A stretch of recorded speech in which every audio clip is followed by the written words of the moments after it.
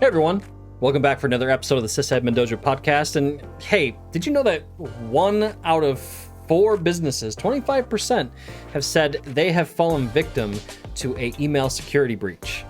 That's 25%. 25%. And that's known email security breaches. You know, that's not even counting the ones where people have been breached and they don't even know.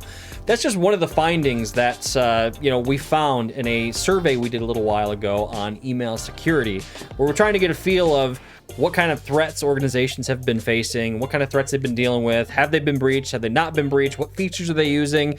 So today, for this episode of the SysAdmin DOJO podcast, I've got Gil Bloomberg on. He's a security expert, and we're going to be talking about the findings of this survey and kind of discuss why we think certain findings are this way, what could have helped in certain situations, and lots more coming up next on the SysAdmin DOJO podcast.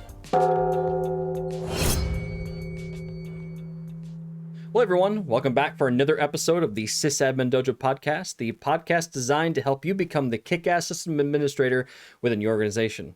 As always, my name is Andy Serwich, and we've got a new co-host today. I've got Gil Bloomberg on. How's it going, Gil? Great, Andy. How are you today? Doing good, doing good. Hey, I'm really excited to have our conversation today. Security is a topic area that is becoming larger and larger by the day, sometimes the hour, it feels like. So really good to have you on, and we've got kind of an interesting conversation going on today. So, but before I get too far into our topic, why don't you tell our listeners who you are and what you do? Sure. So I am currently in Wellington in New Zealand, and I work as a security consultant at a company called Layer 9. Layer 9 is an information security company, and we provide information security services to a variety of customers and helping them with their own security initiatives across governance and strategy, security management and improvement, and incident response and preparedness. I started off really in a kind of a sysadmin Wintel type of roles and worked my way through, and about 5-6 years ago, discovered or fell upon security and just fell in love with it. I love it. I've been working in various roles in that area, and incredibly excited to be part of this podcast. So thank you for inviting me on. Yeah, definitely. It's good to have you. So you are the guy in the trenches. Like you're on the front lines of security is what it sounds like. So you see it all, right? Yeah, in my previous role, I was deeply involved in the trenches, being quite a security practitioner, a lot of Azure and Microsoft security policies. So a lot of the results of the survey and the content of what is covered is really interesting, and I'm looking forward to having that discussion and picking out and perhaps reflecting on what I've come across from these results. Yeah, that sounds good. And that's a great segue into our topic today, right? And you mentioned a survey. So what I figured we would do for this particular episode of the SysAdmin DOJO podcast. So here at Hornet Security, we did a survey. This one was a couple months ago. I don't remember exactly when the survey came out, but the findings are fairly recent. And basically what we did is we had the core question of like, hey, a large chunk of the world is using Microsoft 365 for productivity, right? Email, Office, cloud storage, and everything else that's offered within the platform. We kind of had this question like, hey, everybody's using this platform. Is Microsoft really protecting you from email security breaches, right? Because I think the first thing that most organizations think of when they think of M365 is email, right? Because if you go back to kind of the early days of M365, back when it was called BPOS, Business Productivity Online Suite, that takes me, takes me way back. I'm glad I'm not the only one old enough to remember that. That was kind of the first low-hanging fruit for people to get off of on-premises and into M365.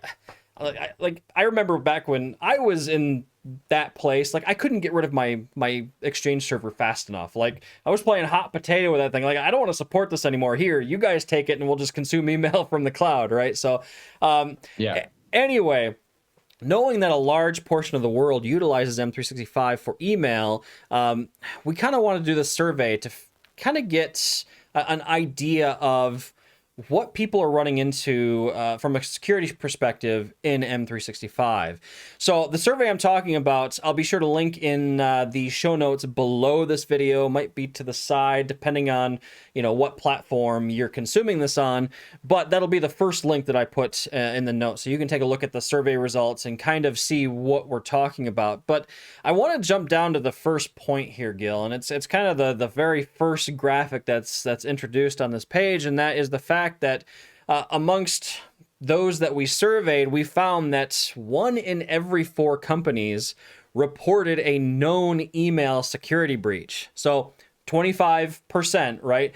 And what really stands out to me on this one, and you've probably picked up on this as well too, is the word here, known. 1 in every 4 companies reported a known email security breach, right? So I found that interesting. So I imagine it's probably higher than 25% because not every organization knows they've been breached. But, it's still fairly high. What are your thoughts? Yeah, I think there's a classic line from, I forgot his name, the guy who started Cisco, John something, I've got a blank. His, long time ago, he would say there's two types of companies: those companies that have been breached and those companies who have been breached but just don't know it. It's so true. It really is. It just really resonated with me, and I think that it's there's a level of unawareness perhaps, and not having the right tools in place to be aware, to know that you'd be breached. And it just happens so commonly, and there's a lot of things you can do, and there are the items which we'll touch on in the survey, which are really some pretty simple things companies can do, organizations can do to reduce the chances of that happening. It's there's Microsoft particularly have a lot of tools available, and it's really a matter of using them. Definitely. So that kind of brings me to the second point of the survey here is, so we've heard that at least 1 in 4 organizations have reported some sort of email security breach. So, in terms of vector of attack, right? So what of those 25%, what was the vector of attack? And what we found is that 62% of all reported email security breaches occurred due to user compromised passwords and successful phishing attacks. So we actually did another survey more recently than the one that we're talking about in the conversation today, where we found that phishing remains today, by and large, the most successful method of attack for threat actors. I'm imagining you probably see that as the case in your travels as well. Sure have. It's happened so commonly and regularly. It's quite phenomenal, and I've actually seen quite an uptake, to be honest, of people reporting. It's been really impressive and really pleasing, actually, to see customers or users in the organization going, actually, I think this is suspicious, and contacting the IT service desk, the help desk, and saying, I'm not sure, can you have a look? And almost, I'd say 95% of those that are reported are legitimate phishing emails. So it's, I think the user awareness has really increased, and there's an element of the general media, I think, has helped with increasing that awareness. Right. And also, I think companies doing their own security awareness programs, which are evidently can be quite successful. So the user awareness is really key to all this. And at the same time, I think you might have mentioned before, it's a real cat and mouse game, isn't it? We have, as Blue Team, we have these, we can respond and putting all these tools in places and this awareness. But the bad actors are always developing new methods and finding new ways to trick people. Yeah, it definitely seems that way. And the other thing I always think about when I think of phishing attacks is, it takes a fairly low level of sophistication to pull off a phishing campaign, right? You just need access to a botnet, which we know you can get access to on the darknet, and a list of email addresses, basically, right? Heck, there's phishing services that I know you can sign up for out there. So, I at least in my opinion, I imagine that's probably why we see so much phishing even today. But I think the other interesting piece of this was just the user compromised passwords. And I think that's just a result of, the last 10 years of what I would call poor password hygiene, right? And breaches across the entire industry, and the fact that you can go out to the dark web and buy entire lists of passwords, right? So I mean, this bullet point to me doesn't kind of come as a surprise that those are the two top contributors, but I don't know if you have any further thoughts on that. I agree. It does not come as a surprise. It's just really sad that we're still using passwords. Right. I mean, who amongst us is not saying when are we going to go passwordless? And look, to their credit, Microsoft and a lot of other big tech companies are really, I think, making a push towards the passwordless. In fact, Microsoft introduced maybe like 2 or 3 years ago the being able to use the FIDO security keys Right. to go passwordless. So they have made a big push, and I think it's kind of a maturity thing as well with companies.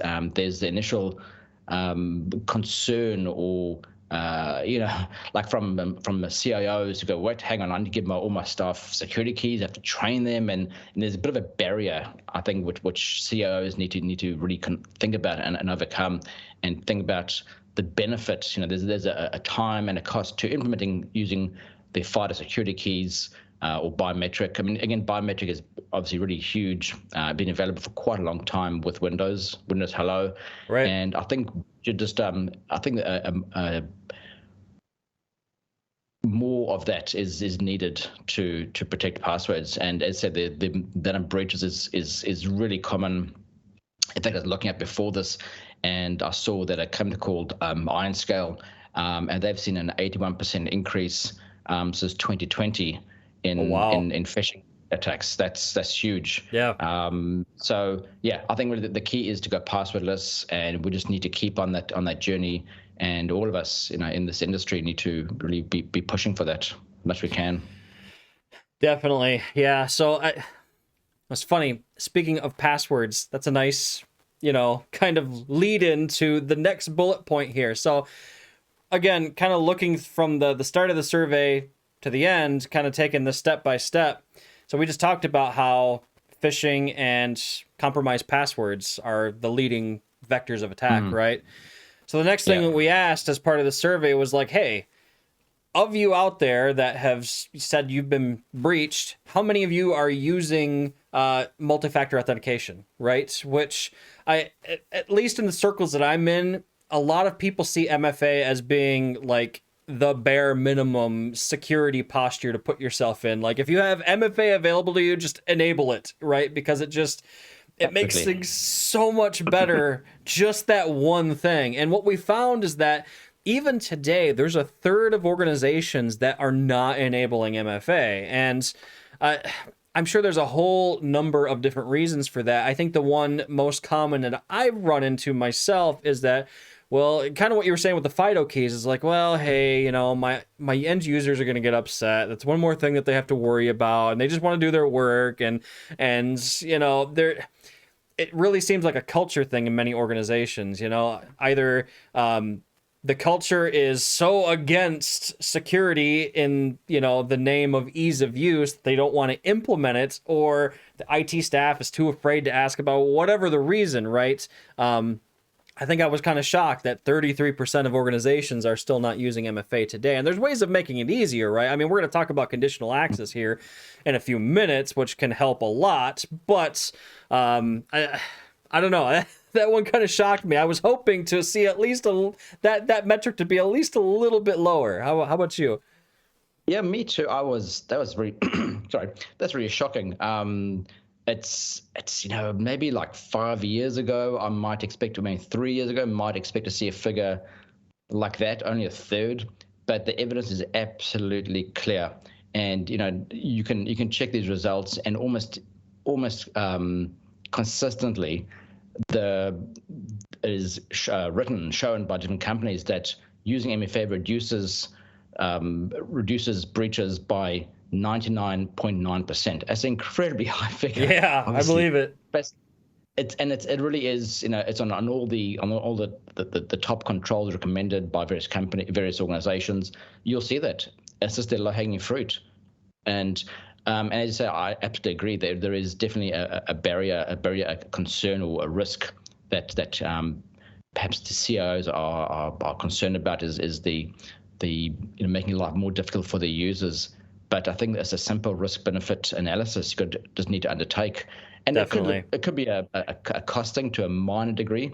Well, I don't think it should be, because even with Microsoft, all you need is a P1 license, and you get MFA, and that's pretty standard. So it is a very concerning low figure, and I guess it shows in the evidence. It shows that people are still getting breached. Companies are not making use enough of MFA, and there's a variety of choices. Again, like with Windows Hello, you got face sign in, you've got fingerprint, you got, I'm missing one, PIN.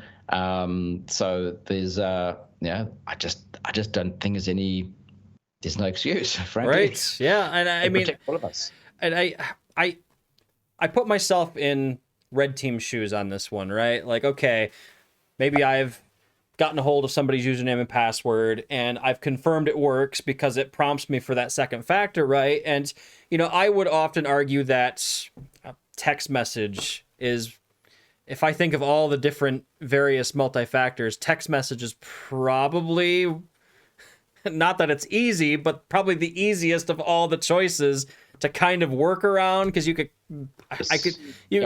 spoof the phone number, but even that, I'm having to jump through like hoops to where if I'm the attacker, I have a list of targets. Like, okay, that's too much work. I'm just gonna move on to the next target. You know what I mean? Unless for some reason I really want to get into this organization, but it just, again, instantly I'm put off because it seems like a whole lot more work now, right? You're right. It's a great deterrent. It's a bit like being a burglar. Not that I've ever partaken in such an activity, of course. If you're a burglar and you're going to a street and you go to the first house and see it's got some sort of complex security system, and the next house next to it does not, it's an obvious choice. You're just going to likely move on. You don't have much time. And again, if you're a red team, if you're stuck for time, you're just going to move on and go, right, that one is a bit difficult. I might get back to it, might not. So really, as the first house in this example, you've bought yourself some time from this burglar. So just go ahead and do it. Definitely. Embrace it. Definitely. That's right. And so one thing I wanted to kind of circle back to and make sure we talked about, and I kind of alluded to it a little bit already, was conditional access, right? And I look at conditional access with MFA through the lens of that situation that we talked about a little bit. Is like, hey, I'm a CIO and I'm thinking about enabling MFA, but I'm worried about inconveniencing my end users, right?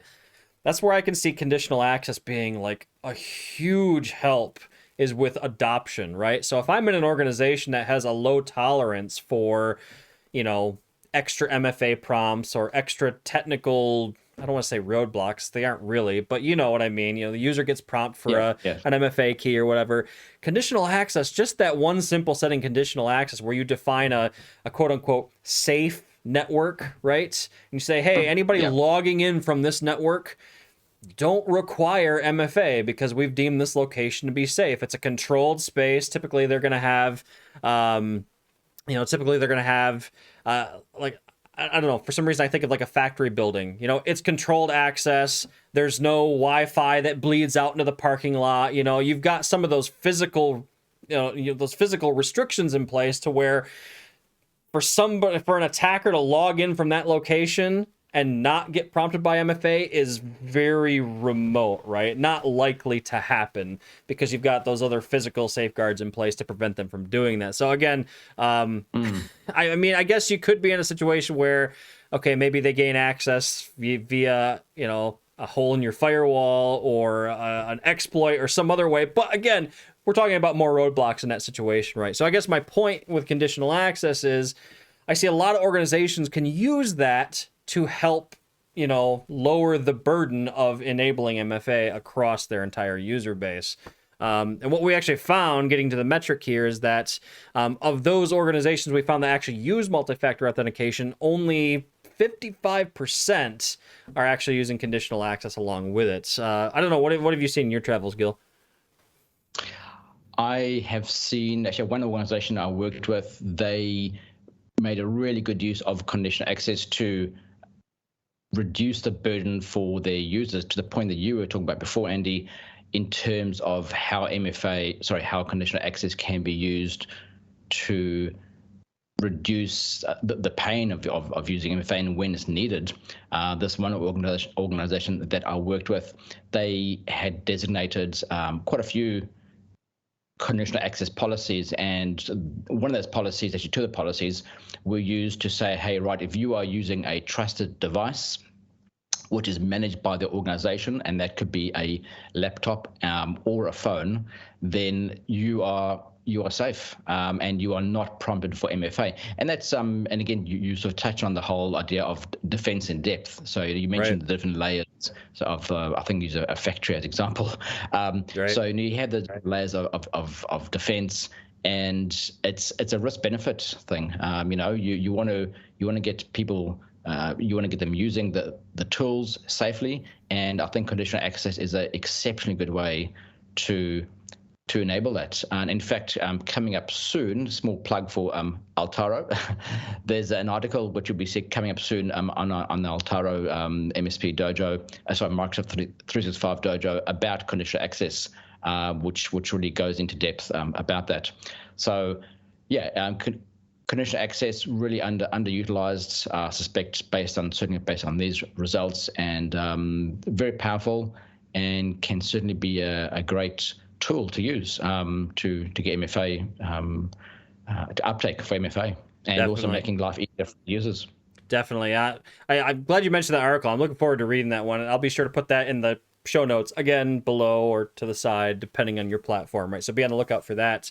The other thing about conditional access that I found really useful, and it kind of goes the other direction if we're talking about the spectrum of ease of use and security, I have seen organizations that will use conditional access to actually make MFA more stringent for certain users and or devices. So let's say I have a sales team that is on the road 95% of the time, right? And they're going to be in different countries, different organizations. They're going to be using, public Wi-Fi at coffee shops on a regular basis.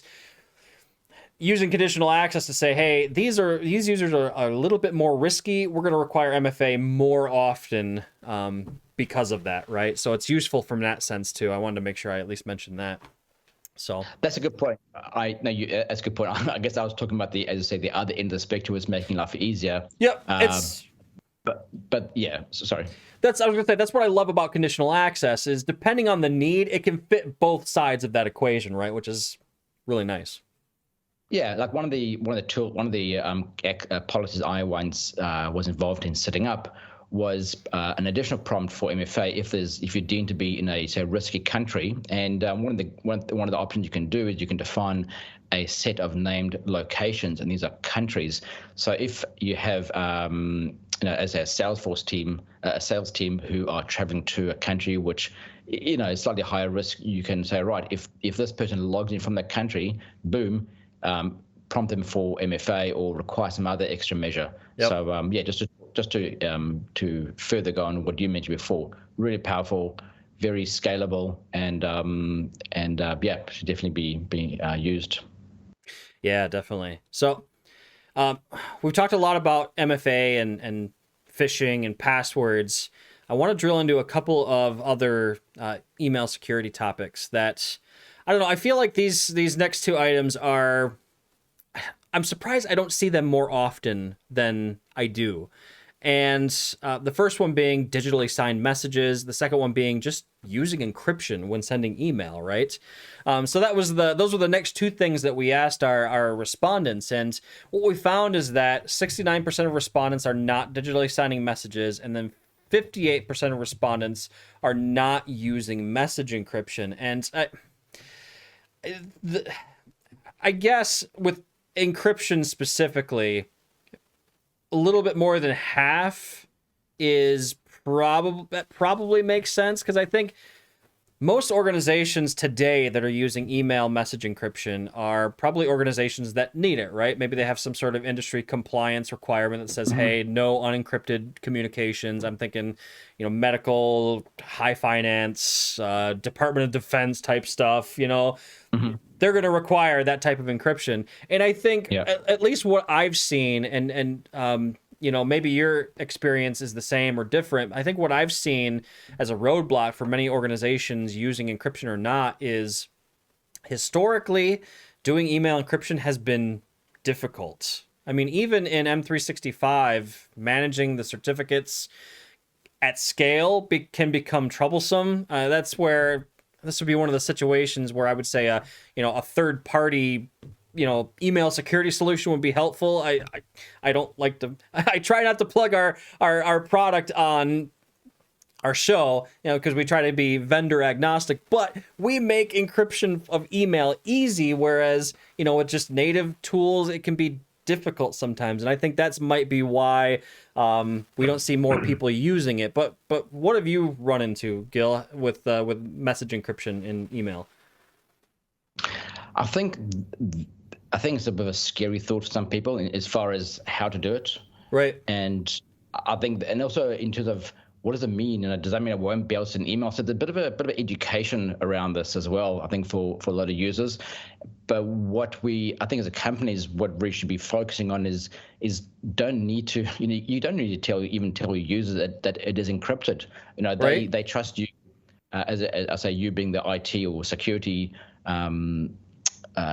component, the department to take care of these things. And in fact, when it comes to encryption with Outlook.com on the web specifically, encryption is already baked in, and that's using Azure's rights management system. That's the cloud-based protection engine, lack of a better term. And in fact, you can simply, it's so easy. And I think this is, again, another awareness thing. This is even for personal users. You can send an encrypted email right now from using Outlook.com.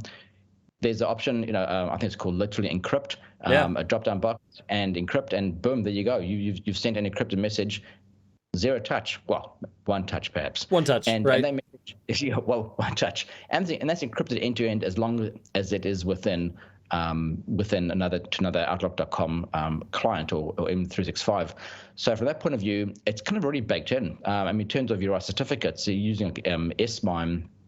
That's quite a big piece can be quite chunky to implement. Personally, I haven't seen it implemented before. I have used it in certain government organizations. That's quite common, and that's an end-to-end encryption. And something else which can also be done is that you could use transport rules in Exchange Online, and you can administrators can simply identify based on certain rules, hey, if this email is coming from someone in the sales team, or if it's going externally, or if it's going to a certain keyword, then encrypt the email as it leaves the organization. So I think there really are quite a few.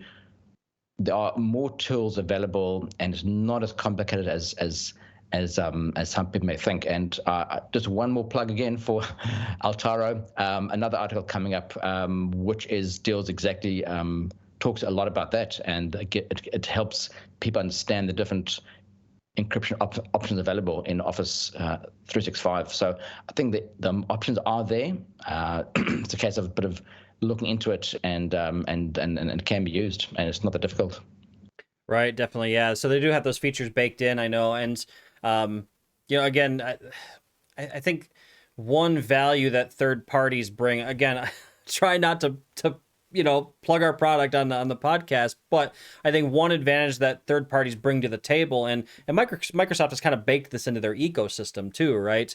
Is that, hey, we're going to provide what we see as the baseline level of features needed for this thing, in this case email encryption. If you want over and above that, or you want the process simplified, or massively scalable, you go to a third party, right? Absolutely. Yes. So I'm looking forward to that article, and I'll be sure to get that into the show notes as well for those that are interested. Yeah, I do agree. I mean, you're right in terms of having a you kind of get what you pay for to a degree, and obviously with Microsoft licensing, you're generally paying quite a lot already, right?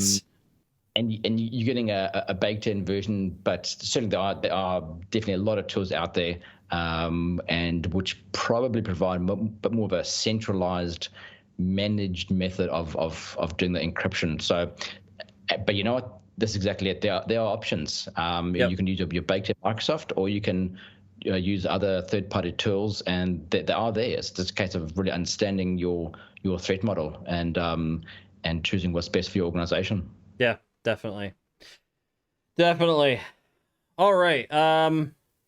One area that I wanted to move on to is talking about data loss prevention policies and whether organizations are using that for end users consuming email services through the platform. And basically what we did with this particular question, we said, hey, are you using the DLP features in M365 for your end users consuming email services? One choice was yes. And then there were 5 other choices, and they're all along the lines of no because of X or no because of Y. So what we found is that 43% of people are using DLP policies in M365, which that's a little higher than I was expecting. It seems like a lot of organizations I've talked with in the past, they look at the DLP features in M365 and either, whoa, hey, this is, way more complicated than I was expecting, or the other, probably more common thing I've run into is like, hey, yeah, this DLP thing looks awesome, but we don't have the non-technical processes, the organizational processes in place to utilize DLP as a technical feature, right? Because typically, when you're labeling the sensitivity of data within an organization, it takes some sort of human process, organizational process paired with the technology in order to make it effective. I actually just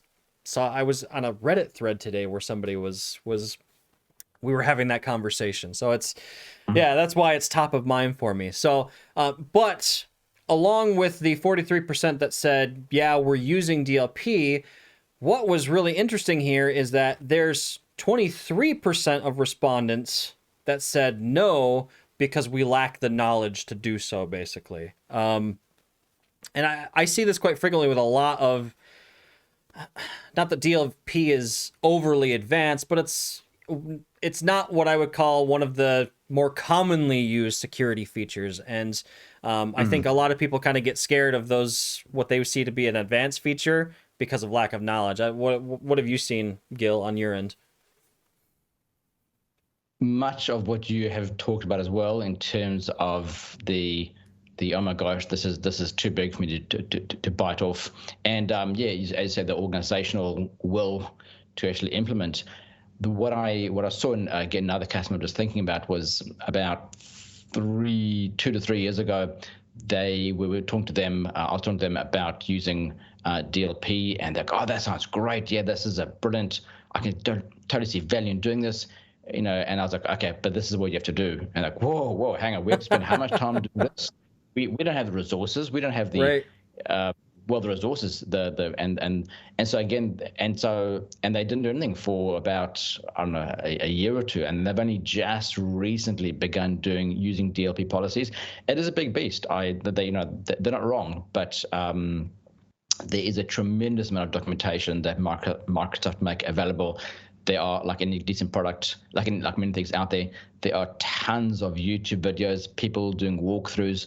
So I just don't really buy it. I don't think that's really, I don't think that's a good enough excuse just to say, well, I don't want to do it because there's too much effort. Right. Those policies have come a long way. Perhaps was again a couple of years ago, it may have been a bit complicated to implement and configure. They have come a long way. Microsoft have made it easier. I've seen anyway in configuring them, and there's all kinds of granularity you can reach into and to make life easy. In fact, I think there's, I want to say SharePoint. There's some service which basically does a scan for you with it. I think it's what's called compliance, now called Purview, where it actually does a scan. And I think I could be wrong, and I apologize to Microsoft if I am, but I believe it does a scan and gives you what it believes is a series of classifications for your documents, and then you can go, nope, you're wrong, that's wrong, and basically using AI and machine learning to figure out what is classified. So, I think Microsoft are making it a bit easier. They're trying to get you into it. So, I've rambled on quite a lot about that, but I just think I did find it a bit surprising. It's a great tool, and if you have E3, E5, or at least E3, you already have it. So, why not use it? Right. Yeah, exactly. Exactly. I think that's part of the EMS suite, isn't it?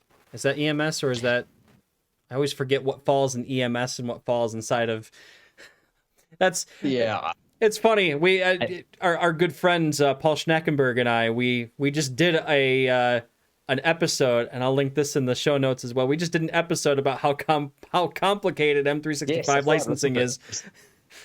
it. I I learned a lot from the episode. So thanks both of you. It was, I've been in the industry for 15, 20 years already, and I still licensing is still boggles my mind. So Right. it really is it's a minefield. But anyway, yes, I think the licensing is I think it is EMS. I think you're right. It is EMS and E3. I think is the minimum needed Yep. for DLP. Gotcha. So yeah, like you said, So one of the points I was thinking, maybe what you mentioned before about like with email security, it's possible as well that companies don't want to put all the eggs into one basket. So just because they're not using DLP from M365, they could be using third-party services. That's also possible. That's And in fact, I hope so, just for the sake of everyone, everyone's security. that's a good point because what we've seen again, Hornet Security being an email security and communications security organization, we have seen certain organizations that'll use the DLP features in M365 for things like SharePoint, right, file storage, but then leverage us for DLP on the outbound email, right? So on the communication side, and yeah, that's like you said, not putting all your eggs in one basket. That's one area that I've actually been looking at a lot from a content perspective. Is there's this concept in the industry of vendor over dependence, right? Yeah. I heard somebody, I forget who it was, but I heard somebody in a conversation one time talking about security and Microsoft 365. The fact that people are leveraging it for productivity use, right? Word docs. I mean, people use it to get work done, right?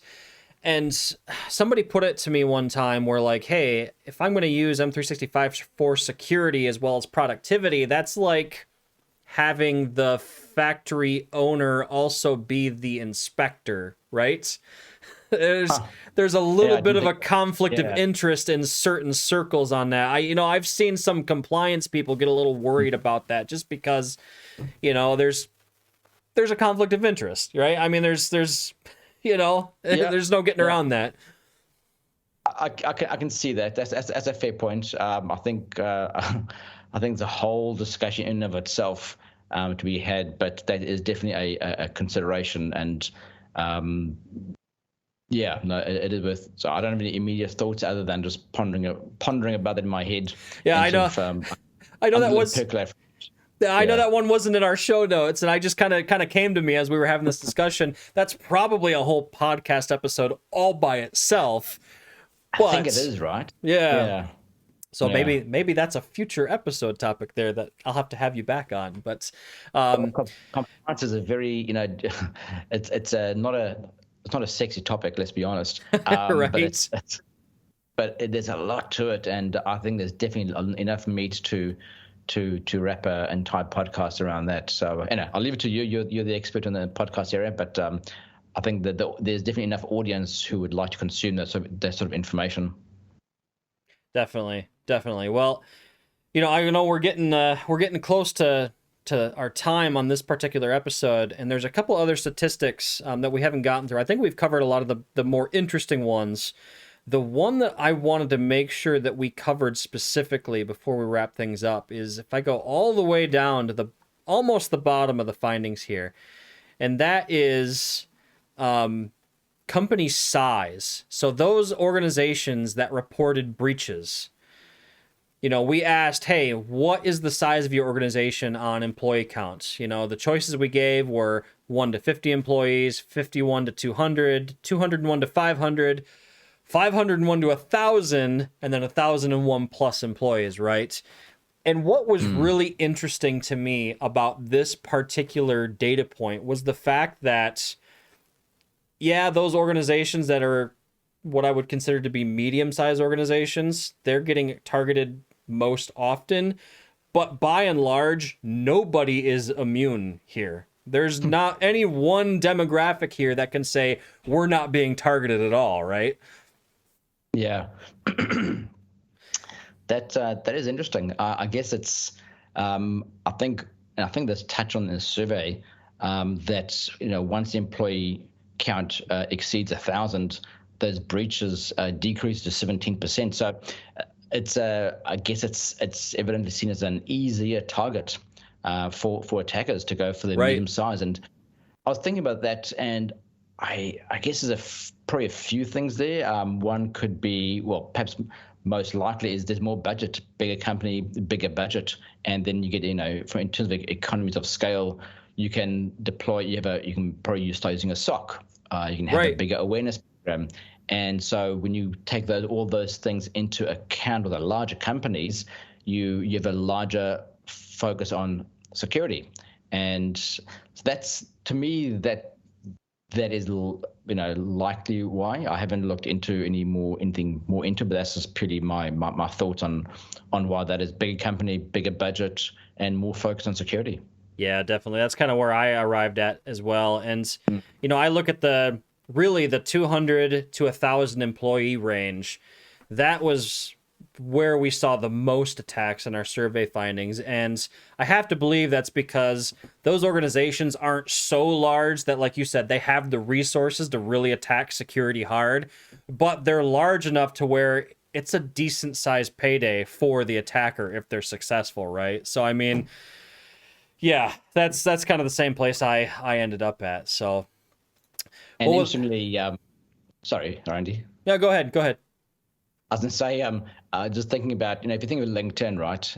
You look at various companies, LinkedIn, and they publicize how many employees they are. So they do. If you're an attacker, you can go, right, that employees, that count is more than 1,500 or 1,000. I'm not going to bother. But here are 5 that are between, 201 to 500. So boom, I'm going to go for those. So it's just unfortunately one of those,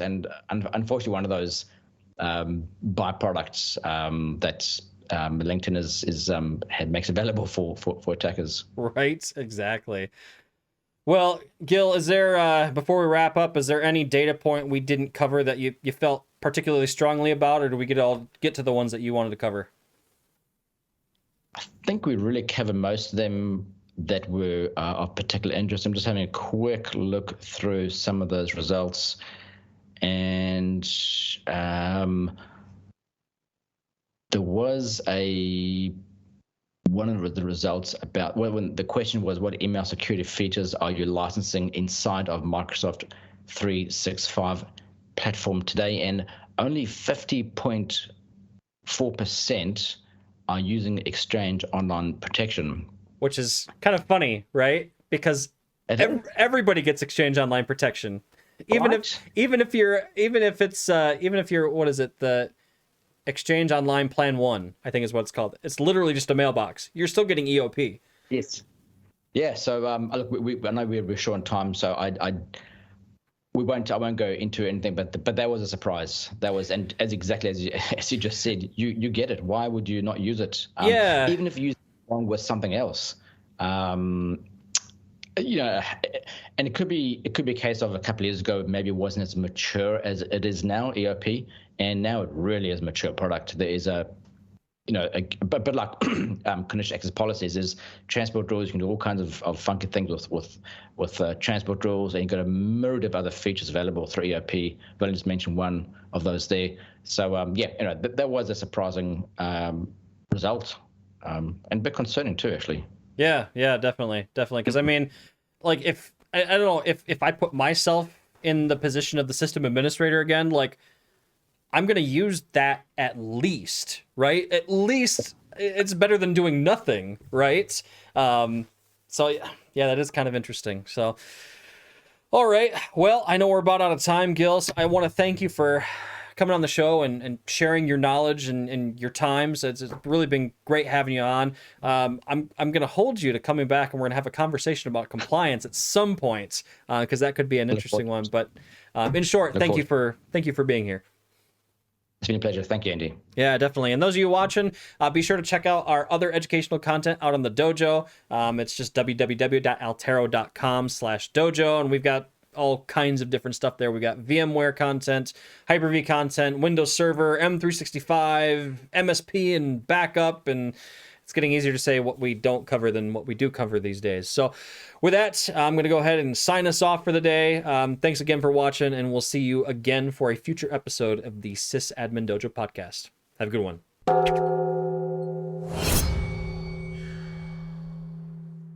Hey everyone, it's Andy again. Hey, thanks for watching the episode today. Hope you enjoyed it. One thing I wanted to leave you with, we've been talking a lot about Azure Stack HCI, Hyper-V, hybrid cloud, and a lot of the recent episodes. Wanted to let you know that on March 23rd, we are running a webinar that talks about all things Azure Stack HCI and hybrid cloud.